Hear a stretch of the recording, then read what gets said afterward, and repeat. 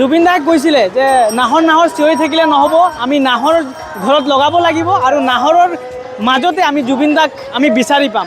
Hello' everyone, কি খবৰ? আশা কৰোঁ সকলোৰে খবৰ ভালে আছে আৰু ভালে থকাটোৱে বিচাৰোঁ। বৰ্তমান মই আছোঁ লংকা কাকিত আৰু এইপিনে চাব পাৰে নাহৰৰ পুলি।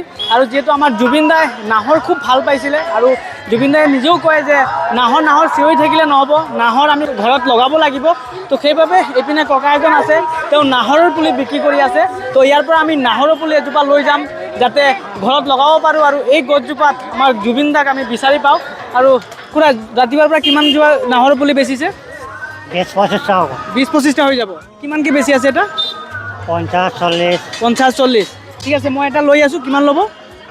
আপুনি দিয়ক কিমান দিয়ে। মই দিম, ঠিক আছে। তো গাইজ, এতিয়া আমি ইয়াৰ পৰা নাহৰৰ জোপা এজোপা লৈ যাম আৰু লৈ আমি আমাৰ ঘৰত লগাম। নাহৰ চিঞৰি থাকিলে নহ'ব, আমি নাহৰ ঘৰত লগাব লাগিব আৰু নাহৰৰ মাজতে আমি জুবিন দাক আমি বিচাৰি পাম। জয় জুবিন দা, জয় আই অসম। নাহৰ পাতত